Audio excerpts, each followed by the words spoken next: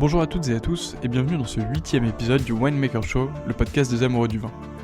Aujourd'hui, je reçois Marie-Dominique Bradford qui a créé 3x20, une superbe box sur le vin que nous vous invitons à découvrir. J'espère que cet épisode vous plaira, n'oubliez pas de lui laisser une note de 5 étoiles et de vous abonner. A bientôt et bonne écoute. Bonjour Marie-Dominique. Bonjour Antoine. Merci beaucoup de me recevoir ici chez 3x20. Avec plaisir. Alors, on va parler de beaucoup de choses dans cet épisode puisqu'il y a un côté cave, vous avez aussi une box sur le vin et un parcours qui est très intéressant. Mais avant tout ça, est-ce que vous pouvez commencer par vous présenter ? Bien sûr. Alors, je suis Marie-Dominique Bradford, j'ai 55 ans et je travaille dans le vin depuis une bonne vingtaine d'années maintenant, après un parcours dans le cinéma. Donc c'est plutôt intéressant, mais... Alors c'est parti, on va revenir un peu là-dessus. Donc, je me suis renseigné, j'ai quand même fait mes devoirs, mais donc vous avez commencé votre carrière, il me semble, aux États-Unis, dans le cinéma, et ensuite vous êtes revenu en France, c'est ça Pourquoi ? Qu'est-ce qui s'est passé ? Alors, j'ai donc vécu aux États-Unis à l'époque où je travaillais dans le cinéma. J'habitais à Los Angeles, Hollywood, c'est la capitale du cinéma aux États-Unis. Et au bout de plusieurs années, de 6 ans à peu près, je suis rentrée en France et c'est là que mes racines bourguignonnes ont ressurgi comme un geyser dans mes veines. Et j'ai basculé, je suis passée du cinéma à une autre passion qui était le vin.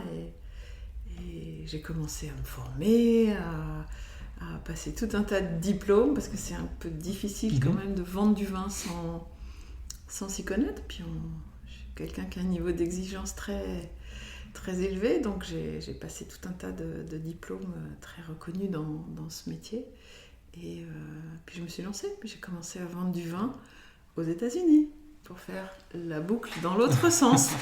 Donc j'ai commencé ma carrière en sélectionnant quelques viticulteurs de ma région d'origine, en Côte-Chalonnaise, en Bourgogne, et puis j'ai prospecté et trouvé des importateurs, parce qu'aux États-Unis c'est un petit peu compliqué de vendre en direct. On ne peut pas vendre en direct aux particuliers. Il faut passer par un système à 3 étages qui s'appelle le 3-tier system et qui est importateur, distributeur, détaillant avant que ça arrive chez le consommateur final. C'est encore en vigueur aujourd'hui ? Ah oui, c'est encore en vigueur. C'est un système qui date de la prohibition des années 1930, qui était censé protéger le système de distribution et qui est encore en vigueur. Ça s'assouplit de plus en plus dans pas mal d'États, mais quand même, c'est assez contraignant. En tout cas, c'est comme ça que j'ai commencé dans le vin. Alors moi, j'aimerais... on parlera de vos formations un petit peu avant, parce que c'est un aspect qui est... un petit peu après, pardon, parce que c'est quand même un aspect qui est ultra intéressant, mais puisqu'on parle de ça, qu'est-ce qui se passe ? C'est-à-dire que vous rentrez à Paris, avec une expérience dans le cinéma, donc ça n'a rien à voir avec le vin. Alors vous avez quand même peut-être un petit attachement avec le vin, puisque justement vous disiez que vous veniez de Bourgogne. Oui. Oui, un petit attachement, effectivement, mais qui a suffi, ça a été une étincelle. Une étincelle, exactement. Voilà, qui a démarré. Et alors là, c'est quoi ? Vous prenez un peu votre bâton de pèlerin, c'est ça, vous allez toquer chez les vignerons, et vous leur dites... écoute, ton vin est bon. On va voir si ton vin est bon d'abord. D'abord, on va goûter. Toc, toc, toc. Il paraît que je voudrais m'en rendre compte par moi-même. Mais j'ai d'abord commencé par une première formation qui a duré 6 mois à plein temps, dans une école qui n'existe plus aujourd'hui, mais qui était la seule école de connaissance du vin à Paris à l'époque. Et puis, après ce premier bagage qui donne un peu d'assurance quand même, c'est là que j'ai commencé à toquer aux différentes portes. Et puis, ça ne m'a pas suffi. C'est un peu un piège de rentrer dans le monde du vin, parce qu'on commence par mettre un pied, puis après on a envie d'en savoir encore plus, et puis on échange avec des vignerons, et puis... ils parlent de certaines choses qu'on a l'impression de ne pas avoir suffisamment suffisamment compris ou appris, donc ça donne envie de creuser. Donc voilà, petit à petit, j'ai eu envie d'en savoir plus et donc j'ai cherché ce qu'il existait comme autre formation. J'étais déjà maman à l'époque, donc je ne pouvais pas partir à la fac de Dijon ou à Montpellier ou à Bordeaux ou même à Davis en Californie. Il a fallu que je trouve quelque chose qu'on puisse faire de manière modulable. Et c'est là que les formations du WSET, les Wine and Spirit Education Trust, sont apparues comme une évidence. À l'époque, ce n'était pas aussi connu qu'aujourd'hui. Aujourd'hui, c'est devenu vraiment la formation indispensable. Et donc, j'ai passé tous les échelons dans cet organisme jusqu'à devenir moi-même formatrice voilà, pour eux. Voilà. Mais tout ça, ça prend à peu près 5 ans, 6 ans en tout, parce que la dernière partie, ça se fait en 2 ans. Donc rien que ça, c'est forcément un peu long. Ouais. Et ces formations, vous les faites en même temps que votre activité de commerce aux États-Unis? C'est ça, c'était l'avantage, c'est toujours l'avantage pour tout le monde, c'est que c'est ce qu'on appelle du self-study, donc on apprend par soi-même et après on a quelques semaines de séminaires de loin. Et donc on apprend par soi-même en amont des formations sur place en séminaire, donc c'est pas très compliqué d'aller à Londres pour des dégustations, des séances de formation, et le reste du temps, on peut avoir une activité professionnelle en parallèle.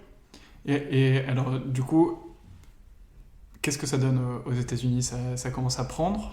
Alors, à ce moment-là... vous vendez de plus en plus de vin Effectivement, les premières commandes commencent à tomber, je crée une relation de confiance. En fait, les importateurs sont loin du produit. Géographiquement, ils en sont très proches dans la connaissance, parce que ce sont des grands professionnels. Hein. C'est des gens qui connaissent très bien leur métier. Comme ils sont prescripteurs, finalement, ils sont obligés de très bien connaître le métier. Donc j'ai d'ailleurs beaucoup appris d'eux. Leur grande expertise m'a beaucoup aidée commercialement. Donc à ce moment-là, j'ai déjà trouvé quelques importateurs qui commencent à me faire confiance et donc je sers un peu de lien entre les petits producteurs qui ne parlent pas forcément français et puis les importateurs qui sont contents d'avoir quelqu'un qui parle couramment et qui peut faire le relais et qui les aide dans le tissage de la relation. En fait, votre rôle, c'était un peu d'être aujourd'hui on dirait un peu le broker. Un peu, le scout qui va fouiller, chercher, qui propose, qui essaye de vendre des appellations un peu moins connues, qui les pousse un peu dans leur retranchement pour essayer de vendre des choses moins évidentes et de domaines moins connus. C'est ça qui m'intéressait, bien sûr. Ça devait être un moment de découverte phénoménal. Combien de vins est-ce que vous avez goûté pendant ces 6 ans? Je ne sais pas si on peut le compter comme ça, mais c'est... Bien sûr, c'est énormément, c'est clair. Comme encore aujourd'hui, bien sûr. Et alors, par contre, en ayant cette entreprise, il n'y avait pas non plus tous les soucis de logistique, des choses comme ça, parce que c'était l'importateur qui s'en charge. Effectivement, alors on n'est qu'un chaînon, bien sûr, dans la chaîne, et les importateurs sont, eux, en relation avec toute la partie logistique. C'est eux qui affrètent les containers et qui les remplissent et qui... Bien sûr, ils travaillent avec des transporteurs très experts. Ouais. On en parlait dans les précédentes interviews, et en fait, le vin est un des produits les plus difficiles dans le transport, puisque que ce soit une bouteille de Romanée Conti ou une bouteille d'un domaine très peu connu ou très peu cher, on va y porter à peu près le même soin, et elle prend grosso modo la même place. Oui, absolument.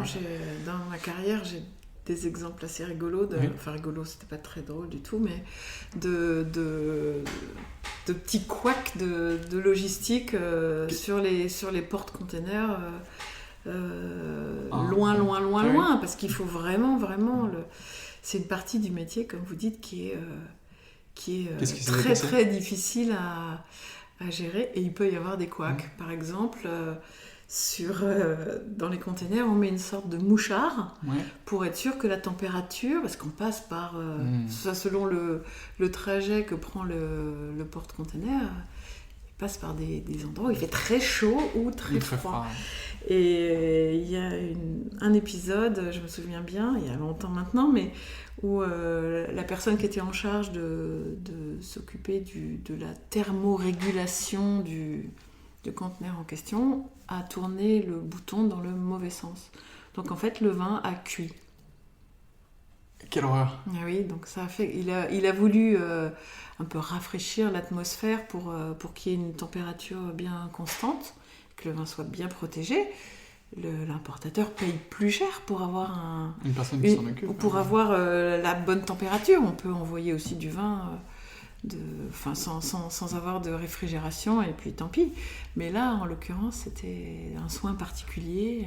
Qu'est-ce qu'il y avait Et donc, il y avait pas que les vins par mon intermédiaire, mais il y avait plein de vins. Donc, les assurances ont dû bien s'amuser pour remettre tout ça en place. En tout cas, le vin a été distillé et n'a pas pu être peut-être utilisé. Fait du vin chaud ou quelque chose comme ça. Non, il est distillé dans ce cas, c'est obligatoire. Ah oui. L'assurance on doit prouver à l'assurance que le vin était imbuvable. N'a pas pu être vendu. Oui, d'accord. Bien sûr.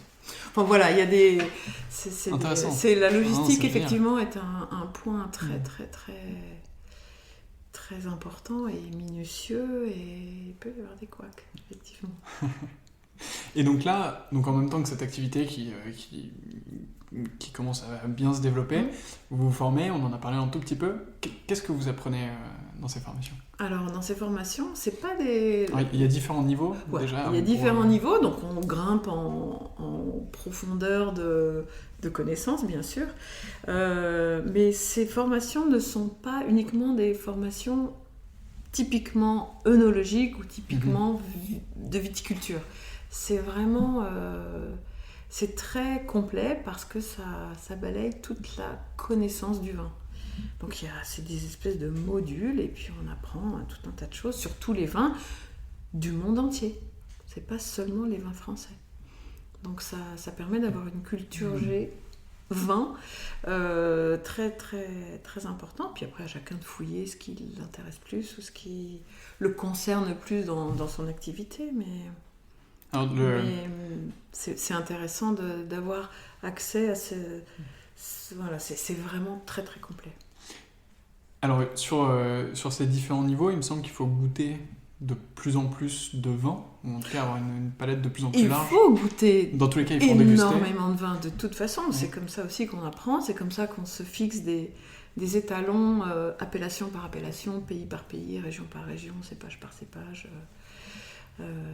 Style par style, donc évidemment il faut énormément déguster, mais c'est surtout après, une fois avoir passé tous les échelons du WSET, que j'ai intégré le programme des Masters of Wine, et ça c'est encore plus poussé, à la fois dans le self-study, parce qu'on doit vraiment tout apprendre par soi-même. Les petites périodes de séminaire finalement ne représentent pas grand-chose finalement par rapport à tout ce qu'il y a à apprendre soi-même par ailleurs pour compléter cette encyclopédie personnelle qu'on doit avoir avant de commencer à passer les examens. Donc c'est... Alors pour situer, donc il y a le WSET qui, il me semble, est de 4 niveaux, 3 ou 4 niveaux. Dans le WSET, il y a 4 niveaux. Il y a un petit, après un autre petit, après ça commence à devenir un peu costaud au niveau 3. Et après, le niveau 4, c'est celui qui se passe en 2 ans. D'accord. Et qui comprend plusieurs unités. Voilà, les spiritueux, les vins du monde entier, ça c'est le plus gros morceau. L'œnologie, la viticulture, les vins effervescents, les vins doux. Voilà, donc c'est des petits morceaux qu'on accumule jusqu'à avoir validé tous les blocs et être diplômé. Alors, il y a des séminaires qui sont organisés du coup en présentiel, et il y a aussi 2 ans du coup qui sont un peu un peu plus en groupe. Je suppose que pour vous, c'est aussi l'occasion de rencontrer beaucoup de personnes. Absolument, bien sûr. C'est des gens qu'on revoit. On est un peu dans son coin quand on apprend et quand on gère son quotidien professionnellement en apprenant, bien sûr, en même temps. Et puis, de temps en temps, on retrouve les autres pendant les séminaires. Et donc, finalement, on se forge une sorte de... On se construit un réseau d'autres professionnels du vin. Et vous les retrouvez encore aujourd'hui ? Bien sûr, évidemment. Oui, bien sûr. Et à l'issue de cette formation, donc là, du coup, vous avez validé les 4 niveaux. Et il y a un petit peu un Graal qui est au-dessus. C'est un petit peu l'étoile pour les danseurs d'opéra. C'est le Masters of Wine. Comment ça se passe ? Voilà. Alors, comment ça se passe ?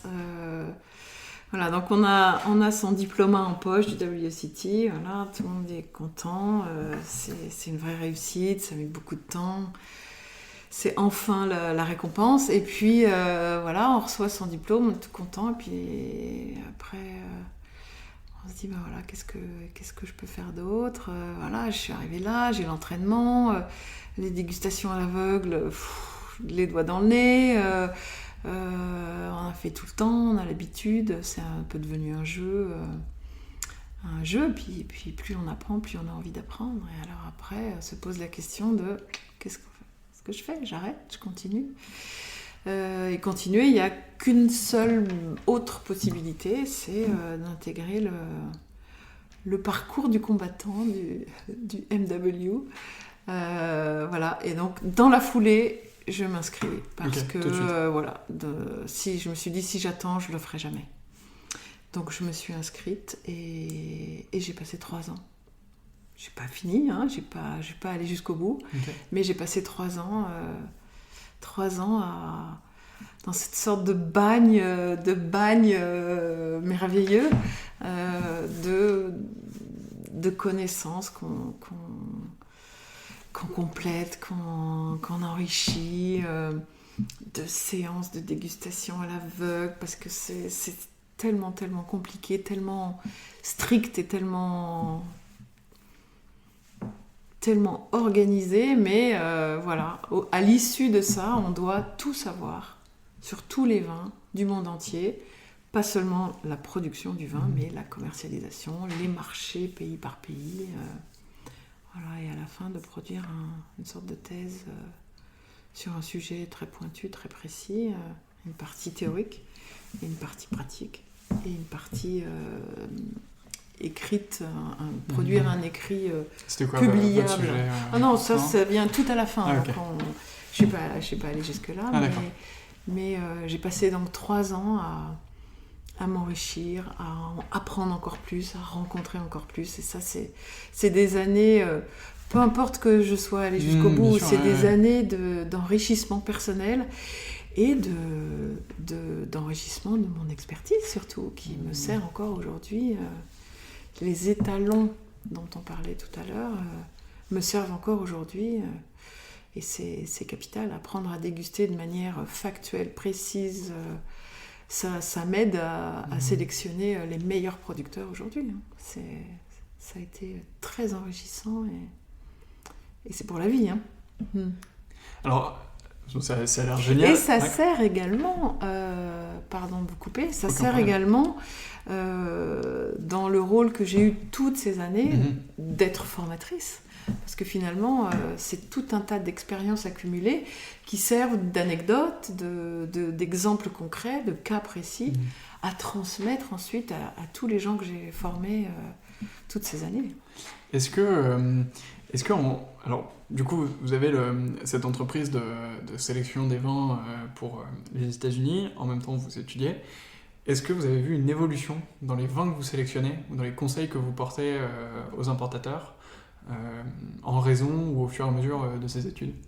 Bien sûr. Ça m'a donné à la fois une crédibilité, parce que, bien sûr, ils étaient au courant que je faisais ça en parallèle, et donc ça apporte une vraie crédibilité, et ça apprend surtout à être de plus en plus pointu et exigeant et rigoureux dans les sélections. Donc ils en ont bénéficié, tout comme moi, Et ça, c'est comme un cercle vertueux qui a permis d'être encore plus pointu et pour eux d'avoir encore plus confiance dans le rôle que je leur proposais de choisir des vins. Alors là, ça fait du coup 6 ans que vous êtes rentré aux États-Unis, vous vous êtes formé, c'est ça. vous avez cette entreprise qui se développe bien. Qu'est-ce qui se passe après ? Alors, il se passe quelque chose de majeur. Il se passe septembre 2008. Et à ce moment-là, le marché américain s'arrête et cesse à 100%.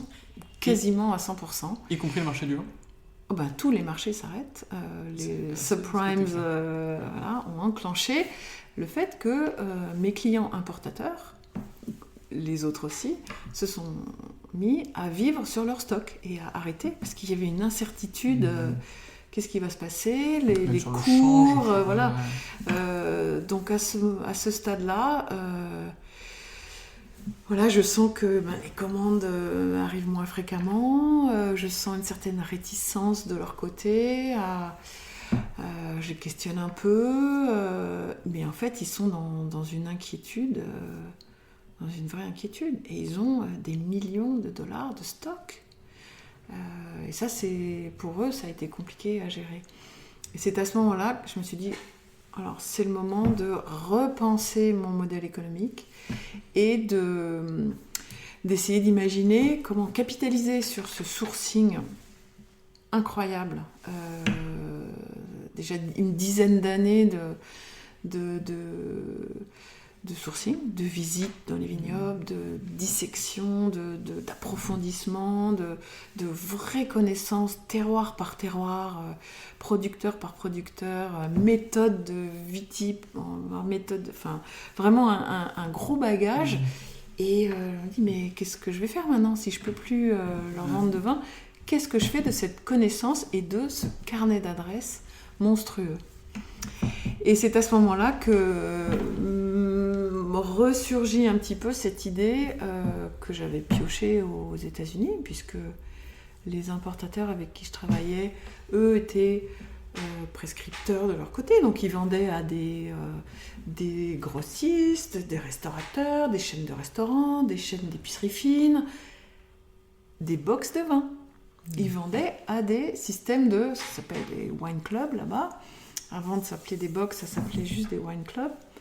Et je me dis, mais pourquoi est-ce que je ne pourrais pas essayer de faire ça en France ? Ce serait super.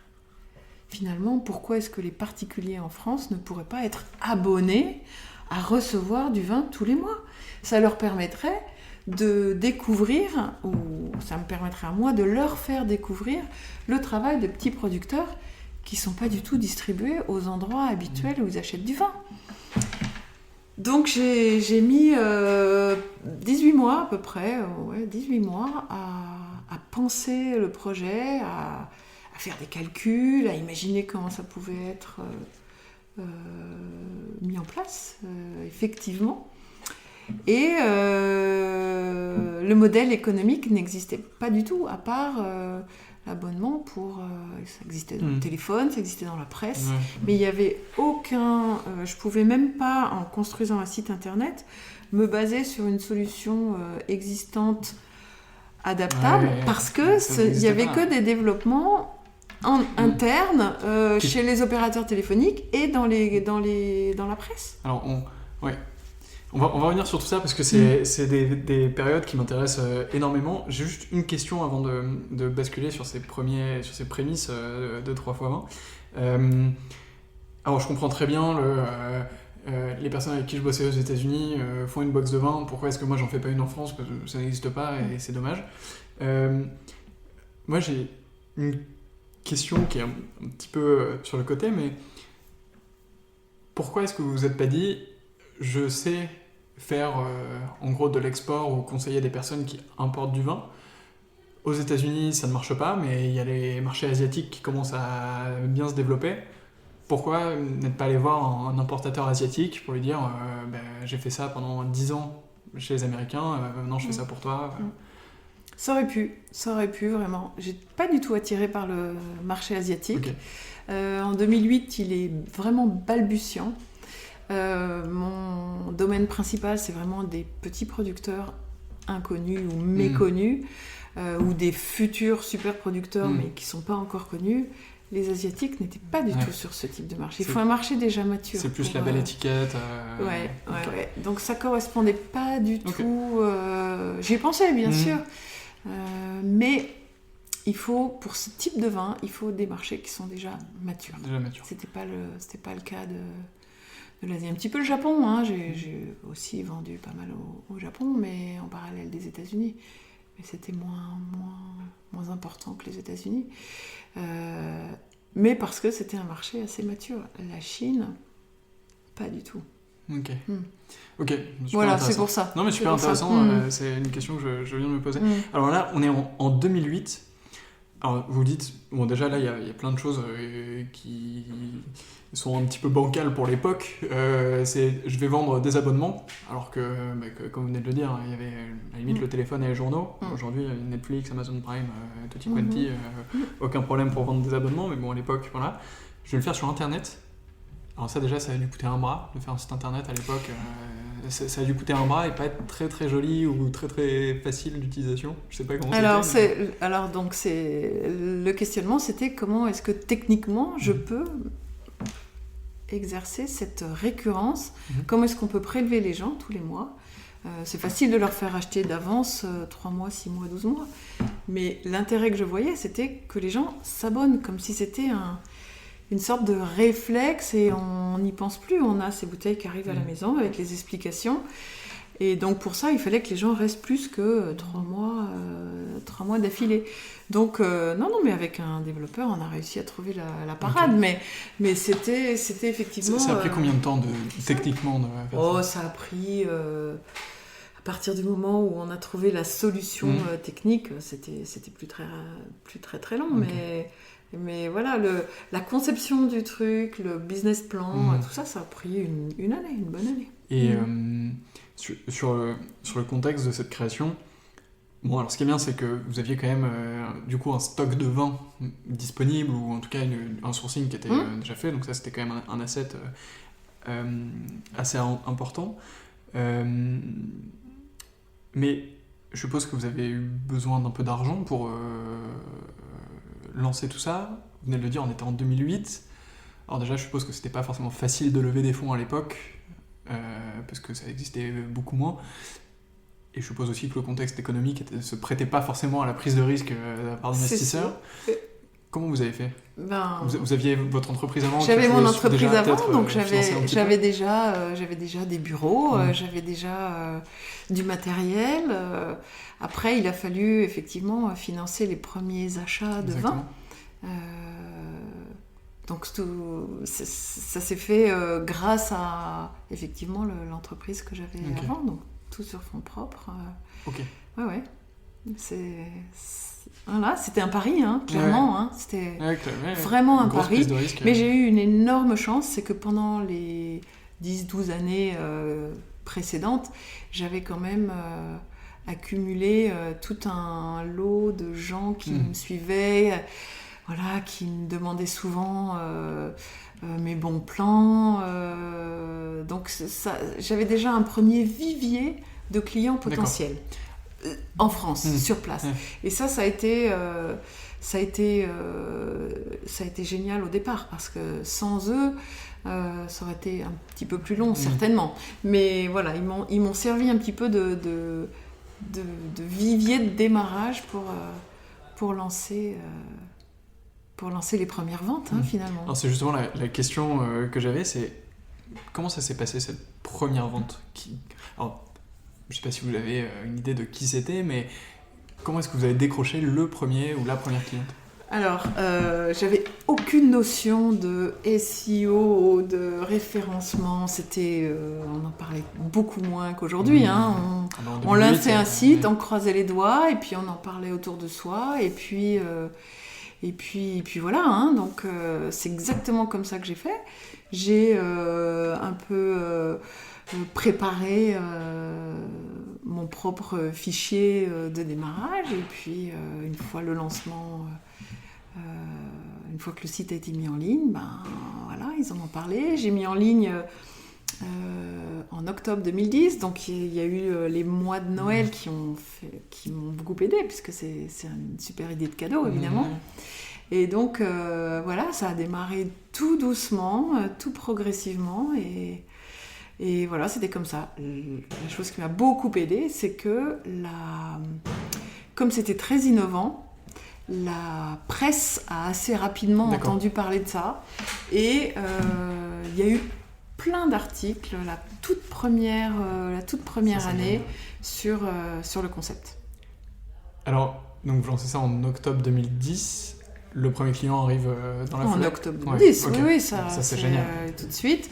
Je suis très très très fière d'avoir encore aujourd'hui... ce client c'était peut-être le deuxième ou le cinquième, mais en tout cas dans les tout premiers, qui est encore client aujourd'hui. Et qu'est-ce qu'il y avait dans cette première box? Est-ce que je me souviens de ce qu'il y avait dans la toute première box? Je me souviens qu'il y avait un jurançon sec du domaine Binger qui s'appelait les Galets. C'est bizarre que je m'en souvienne, mais voilà, ça avait peut-être marqué. C'était un peu un pari, parce que un jurançon sec d'un domaine en plus en bio, donc à l'époque on n'en parlait vraiment pas plus que ça. Voilà, donc je me souviens qu'il y avait ça dans la première box. Après, non, j'avoue que je me souviens plus trop, mais c'est vrai que voilà, tous ces vins sur maintenant presque 10 ans, il y en a eu beaucoup de vins. Ouais, il y en a eu, je sais pas, 600 du coup, oui. en tout. Donc, et puis les vins sont toujours différents. Alors, justement, est-ce que vous pouvez nous en dire un peu plus sur demain, je m'abonne à 3x20, qu'est-ce que je vais trouver dans cette box? Alors, déjà, vous allez avoir le choix de plusieurs formules d'abonnement. Tout le monde n'a pas le même budget, donc il y a la première box. Alors déjà, nous, on a décidé depuis longtemps que nos prix étaient livraison comprise, parce qu'on trouve que c'est plus honnête et plus transparent. Et je trouve ça assez désagréable en fin de tunnel d'achat d'avoir à rajouter la livraison. On n'avait pas bien vu dès le départ combien ça allait coûter. Donc chez 3x20, c'est inclus dès le départ. Donc la première box de 2 bouteilles, elle coûte 24,90, mais ça c'est livraison inclus. Puis après ça grimpe, là c'est 2 bouteilles, après on passe à 3, après on passe à 2 bouteilles plus premium et 3 bouteilles plus premium. Donc il y a 4 formules, plus une qui regroupe les vins de tous les abonnements, ça s'appelle l'intégrale. Ah oui. Si on veut tous les avoir, on peut tous les avoir. Donc on choisit sa formule d'abonnement, et puis après chacune est déclinée en 3 mois, 6 mois, 12 mois, ou alors en prélèvement mensuel. Et on a presque 35% d'abonnés qui sont en prélèvement mensuel. Donc on a 35% d'abonnés qui se payent à eux tous les mois leur vin, voilà. Et alors il me semble aussi que dans la box, donc il y a les bouteilles et il y a aussi des petites fiches explicatives. Voilà, il y a un petit dépliant qu'on retrouve tous les mois dans chaque box qui explique ce qu'on va trouver. Donc vin par vin, abonnement par abonnement. Il y a des explications qui racontent l'histoire du domaine, où ça c'est pédagogique, parce que l'idée c'est que les gens progressent mois après mois aussi, qu'ils en connaissent plus sur le vin. Et donc il y a une partie sur le domaine qui inclut un peu l'appellation. Alors c'est pas rigide, parfois j'ai envie de raconter quelque chose de plus précis sur quelque chose de particulier qui peut marquer, à mon avis, peut marquer les gens. Une petite carte pour voir d'où viennent les vins, où ça se trouve, les cépages, etc. Puis après, le vin lui-même, comment il a été fait, avec quelle particularité. Donc, c'est pas juste une fiche technique banale, il y a vraiment du contenu. Et puis ensuite...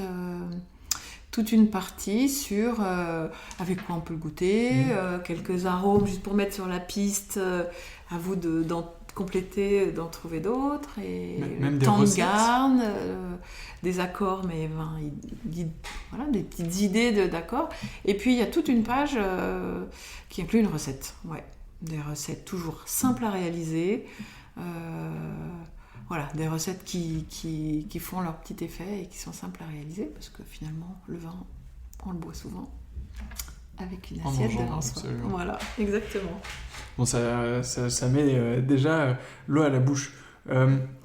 Alors, si c'est pas confidentiel, combien de clients ou combien de box vous livrez tous les mois? Alors, c'est pas que c'est confidentiel ou pas, c'est juste pas très... Ça sert pas à grand-chose de savoir ça, juste parce que y a des gens qui sont abonnés, puis plus pendant un temps, puis qui se réabonnent. Donc finalement, ça n'a pas énormément de... C'est pas un chiffre qui a beaucoup de valeur. On a 12 000 clients.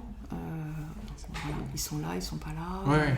Ils sont prêts, ils offrent, ils sont eux-mêmes. Enfin, il y a tellement de cas de figures différents et des cas de figure possibles que finalement c'est pas tellement ça qui compte. C'est beaucoup déjà. Oui, c'est 12 000 beaucoup. Personnes, C'est beaucoup, mais voilà, c'est des clients contents. On a 2% de taux de résiliation. Ah oui. Ah oui, non, on a des gens qui sont vraiment très fidèles, très contents. Et surtout qui recommandent, qui sont un client est rarement un client une seule fois. Il est souvent client plusieurs fois. Donc ça, c'est super. Et justement, quel lien est-ce que vous entretenez avec vos clients? Est-ce que parfois ils vous contactent pour dire tel vin j'ai adoré, tel vin c'était un peu moins bien, ou des choses comme ça? Alors on suscite beaucoup l'échange avec eux. En fait, quand ils arrivent chez 3x20, c'est pour passer un moment avec 3x20, avec les valeurs de 3x20, avec la marque dans son ensemble. C'est un peu on essaye d'entretenir cet écosystème à 360. Vous arrivez là, on va vous faire passer un bon moment, on va vous apprendre plein de choses et on va vous faire vivre des expériences gustatives qui sortent réellement de l'ordinaire. Les gens arrivent chez 3x20, parfois en ayant été chez d'autres. Et ensuite, ils sentent bien que chez 3x20, la différence, elle est réellement... Elle est palpable, elle est gustative. Au même prix, on a plus de vin parce qu'on a fait le choix de ne pas utiliser l'argent de nos clients, de nos abonnés. Dans le marketing, on a choisi de l'utiliser dans le vin. Donc finalement, ça plus l'expertise que j'ai de choisir les vins avec beaucoup de rigueur, de discernement, finalement, ils ont une expérience gustative qui est marquante. Et donc, on les accompagne tout au long de leur abonnement, en leur fournissant tout un tas de contenus, en s'assurant qu'ils sont toujours bien, qu'il n'y a pas de soucis. Quand il y a un souci, c'est souvent un souci de livraison, par exemple, qui n'est pas de notre ressort, mais quand même, on le prend sous notre aile. Et bon, c'est rare, il n'y a pas de casse. On a des box très, très, très solides qui ont été faites pour nous, selon nos critères, pour qu'il n'y ait pas de casse. Voilà, que l'expérience soit réellement qualitative. Et voilà, je pense aussi que c'est pour ça que les gens restent longtemps avec nous et se resservent de 3x20 pour en faire à leur tour des cadeaux ou le bouche à oreille. C'est des ambassadeurs exceptionnels. Voilà. Et s'il y a des vins qu'ils ont bien aimés, ils peuvent les racheter, évidemment. Il y a une cave en ligne. À un prix... on leur fait on prend sur nous que ça leur coûte moins cher de racheter les vins, pas au prix fort. Il faut quand même qu'il y ait un avantage de faire partie de la famille, des abonnés, bien sûr. Bien sûr. Ils peuvent les acheter 3x3, ou 6x6, ou 3+3, ou 24x24. C'est un des privilèges d'être abonné chez 3x20. Et alors, c'est une question... j'ai une petite idée en tête, mais pourquoi 3x20 ? Est-ce que c'était parce qu'il y avait 3 bouteilles ? Enfin, moi, c'est la première idée qui me vient. C'est bien, bravo, ça veut dire que le message... nous, on est 20 sur 20, donc en même temps, on complète pas mal. Non, bien sûr, c'était parce que c'était 3 bouteilles de vin. On recevait tous les mois 3 fois du vin. D'accord. Petit jeu de mots sur 3 fois rien, mais voilà, c'est... Il y a un autre sens derrière ou c'était Non, okay. 3 fois 20, c'est comme 3 fois rien, mais c'est 3 fois rien, mais c'est quand même 3 bouteilles de vin. Voilà, c'est ça. Et ensuite, ça a été décliné en 2 bouteilles, mais... Est-ce que vous distribuez dans d'autres pays européens ? Oui, alors on a... international même, je sais pas si... Non, c'est surtout en Europe. Oui. Ouais. Après, c'est plus compliqué, il y a des règles, c'est compliqué... Mais on vend surtout dans les pays francophones, en France et en Belgique. Okay. Et puis, on vend aussi dans les pays étrangers, c'est souvent des expats. D'accord. Qui sont en Allemagne, en en Allemagne, en Angleterre, et qui veulent se faire en livrer Italie, un en bout de Espagne. France. Et voilà, ou alors à qui leur famille restée en France Leur offre. leur offre. Voilà. Et c'est toujours des vins français? Non, pas forcément. Non. Il y a une majorité de vins français. Et puis de temps en temps, des vins d'ailleurs. D'ailleurs, la box du mois d'août, par exemple, elle est 100% vin étranger. D'accord. Voilà. Ça, c'est mon expérience de vin étranger, aussi, d'avoir découvert des choses tellement extraordinaires qu'on se dit que c'est difficile de choisir soi-même un vin étranger. On ne sait pas si ça va être bon ou pas. Donc c'est toujours ce tiers de confiance, pour les vins français aussi, bien sûr, mais ce tiers de confiance qui va vous faire découvrir quelque chose d'exceptionnel, de confidentiel. Nous, c'est notre spécialité, vraiment les vins confidentiels. Et que ce soit des vins français ou des vins étrangers.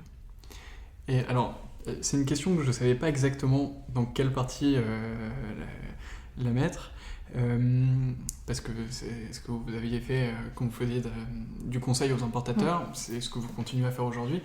Qu'est-ce qui se passe quand vous arrivez chez un producteur? C'est quoi votre rituel? Est-ce que... voilà, qu'est-ce que vous faites? Ok, c'est une bonne question, c'est une très bonne question.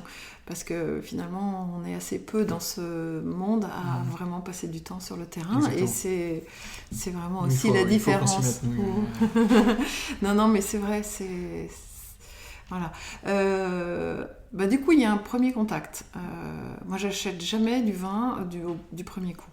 Okay. J'ai besoin de...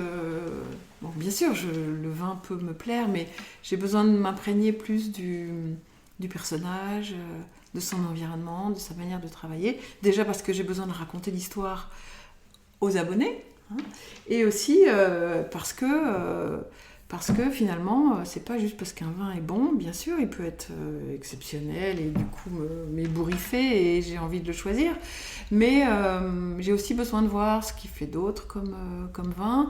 Je vais toujours voir ses vignes, ça c'est pour moi un indispensable, parce que du premier coup d'œil, on sait voilà, il y a des viticulteurs qui ne sont pas forcément bio, il y a des viticulteurs qui n'ont pas envie d'être certifiés, mais qui travaillent pareil, et ça, je le vois. Ça se voit à l'œil nu. Ça se sent dans les vins, bien sûr, mais ça se voit aussi.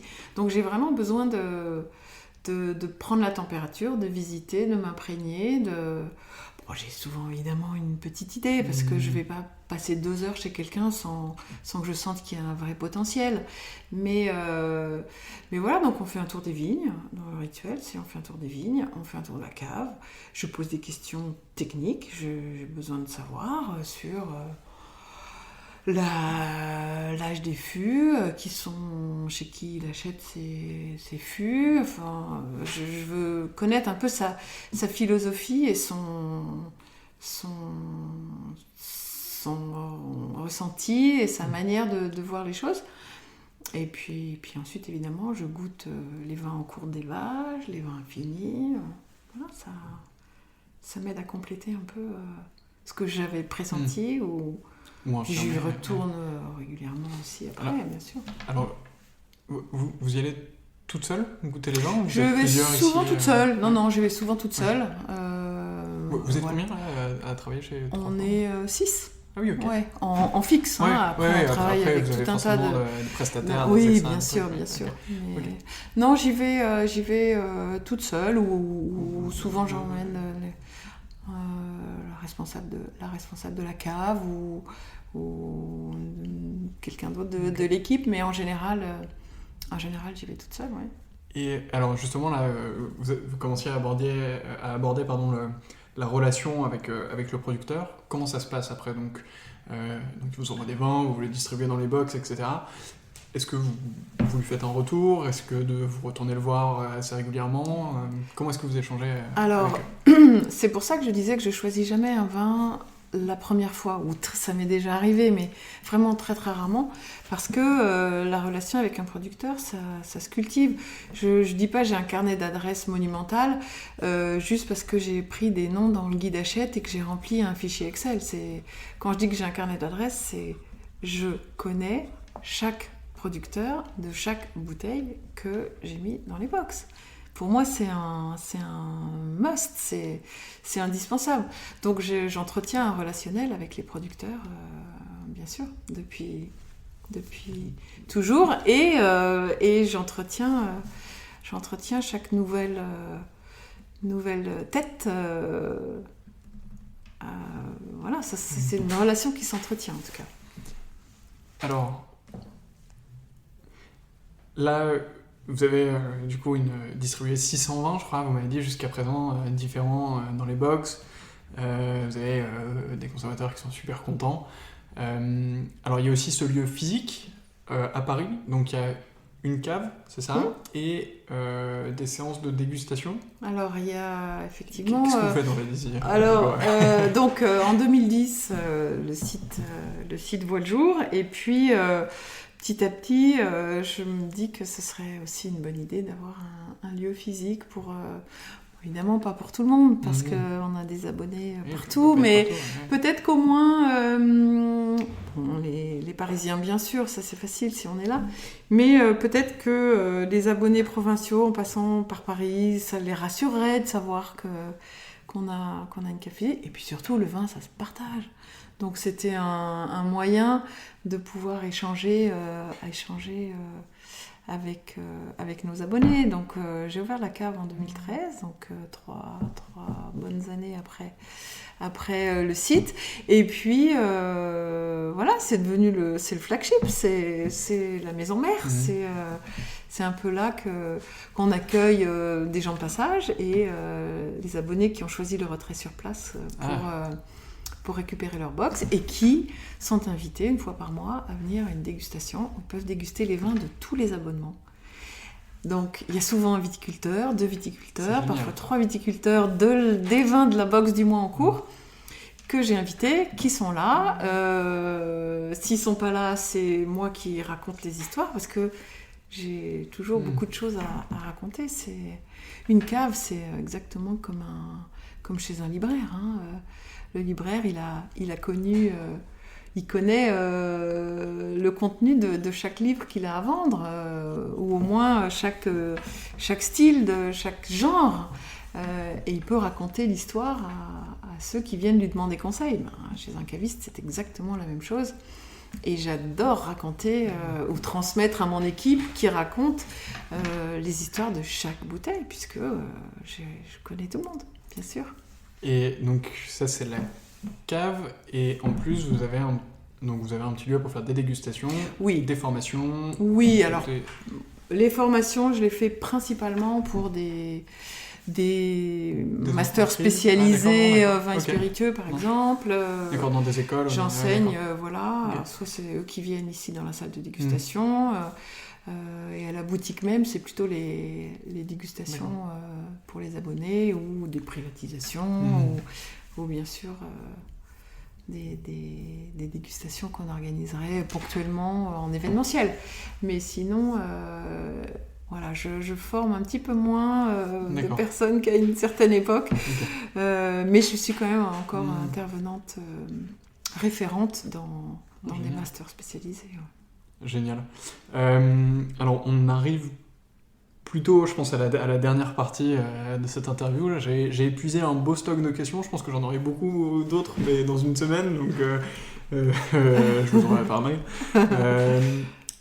Alors, dans cette dernière partie, il y a 3 questions un petit peu traditionnelles.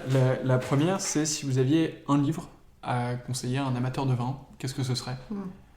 Bon, je prêchais pour ma propre paroisse, évidemment. Parce qu'en 2017, l'éditeur Duno m'a demandé d'écrire un cours d'œnologie. Ah, génial. Et bon, ils sont plutôt... historiquement, ils sont plutôt éditeurs de livres de fac et des livres un peu sérieux. Et puis, depuis quelques années, ils ont une branche plus grand public. Et donc, j'ai lancé avec eux un début de collection avec un cours d'œnologie en 38 leçons.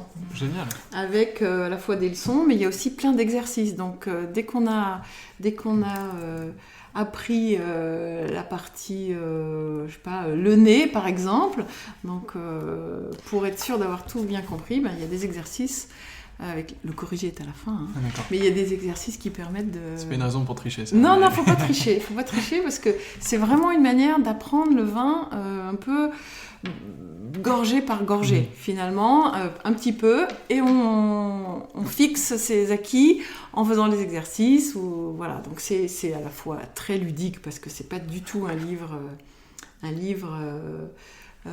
d'études, sérieux, mais vraiment, ça a été conçu pour apprendre ce qu'il faut savoir. Voilà, il y aura des rééditions plus tard avec des compléments, ça c'est la news. Mais voilà, en tout cas, c'est un livre qui a été tiré à 12 000 exemplaires et ça arrive à la fin, là, donc on va faire une réédition. Alors justement, alors, déjà bravo pour avoir écoulé ces 12 000 exemplaires, c'est génial, ça a l'air très sympa. Vous avez dit que c'est le début d'une série, c'est-à-dire qu'il y en a d'autres après ? En fait, chez Duno, ils ont lancé une collection. Donc il y a cours d'œnologie, il y a les cours qui viennent de sortir, les cours d'accord mais vin avec un autre auteur, ils ont les cours de cocktail, voilà. Ça a été le lancement grâce au succès de ce livre. Ils ont lancé d'autres. On ne manquera pas de mettre un petit lien dans l'article. Oui, c'est bon, ça s'achète partout, mais... Qui complétera de manière excellente un cadeau de Noël ou un abonnement ici chez 3 fois 20. C'est pas mal, effectivement. C'est un bon... Ça se combine bien l'un avec l'autre. Oui, c'est vrai. Alors ensuite, est-ce que vous avez un vin coup de cœur en ce moment ? Alors, ça, c'est une question difficile parce qu'avec un abonnement tous les mois, c'est des nouveaux coups de cœur. Alors, c'est quoi le Donc, coup de cœur le coup de cœur, peut-être du mois de la box du moment, c'est un Mercuret. Donc c'est amusant parce que je reviens un peu à ma région d'origine. Il y a souvent des vins bourguignons. Il y a un point d'honneur à mettre, même si les vins de Bourgogne sont chers, en mettre assez régulièrement, quitte à prendre un peu sur notre marge. Mais voilà, ça me tient à cœur. En tout cas, ce Mercuret, c'est un vin assez extraordinaire et une belle histoire parce qu'en fait, c'est juste le 2e millésime d'un tout nouveau domaine. Et en fait, c'est un couple qui prépare un peu ces années quand ils auront terminé de travailler. Donc, ils ont un peu réfléchi à ce qu'ils avaient envie de faire. Ils avaient envie de faire du vin, etc. Ils ont un peu réfléchi. Parce que lui est pilote de ligne et elle est avocate. Donc, dans leur temps libre, ils ont commencé à racheter une petite parcelle, une petite autre. Et donc là, dans la box du moment, j'ai mis un de leurs vins. Donc évidemment, c'est vraiment confidentiel. Mais voilà, ça m'a fait plaisir Voilà, c'est typiquement le genre de vin confidentiel qu'on ne trouve pas. C'est une rencontre, j'ai entendu parler d'eux, je contacte, je fouille, je vais voir et je fais connaître. Voilà. Et on les salue ici parce que ça ne doit pas être facile de démarrer comme ça. Non, mais pour eux, c'est pour un petit domaine qui démarre comme ça, il faut qu'ils s'imaginent bien que chaque bouteille que je leur achète va arriver dans une maison différente. Donc, ils vont dès le départ, grâce à 3 x 20, être visibles. Alors c'est un peu comme de la publicité, sauf que nous on achète le vin au prix demandé par le producteur. On négocie pas les prix, surtout pas dans des domaines qui sont des jeunes ou petits. C'est pas le but. C'est pour ça que c'est vertueux quelque part aussi. C'est un bon système qui. Je suppose que si vous les avez sélectionnés, c'est que leur vin est particulièrement bon. Oui, bien sûr. C'est pas juste parce qu'ils sont petits ou confidentiels. Bien sûr que non. Oui. Donc on les salue, on leur souhaite bon courage du coup pour la suite. Et la dernière question, c'est si vous aviez une personne à me recommander pour une prochaine interview, qu'est-ce que ce serait ? Alors, tout dépend de ce que vous avez envie de creuser comme sujet si vous qui vous intéresse. Mais peut-être que ça pourrait être intéressant de creuser la question soit de quelqu'un qui donne des cours d'œnologie. Je ne sais pas si vous avez déjà fait. Pas encore. Je pense notamment à Olivier Thiénot à l'école du vin, par exemple, chez qui j'ai beaucoup enseigné, pas pour les particuliers, mais pour les professionnels. Justement, j'ai formé beaucoup beaucoup de pros, de futurs pros à l'école du vin. Ou alors peut-être d'interroger un Master of Wine. Ça peut être intéressant. Vous avez une idée Oui, Christophe Macra par exemple, qui a été un peu mon mentor sur le sol français, qui était le deuxième français à être Master of Wine. Et qui a une cave à la Défense, ça peut être intéressant de l'interroger.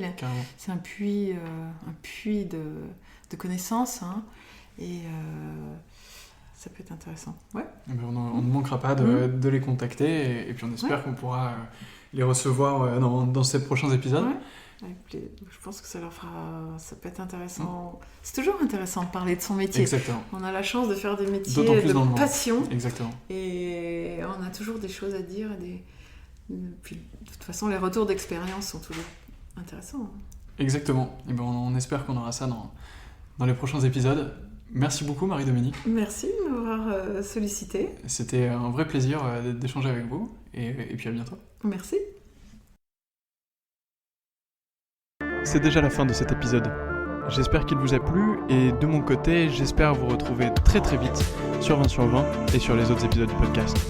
À très vite.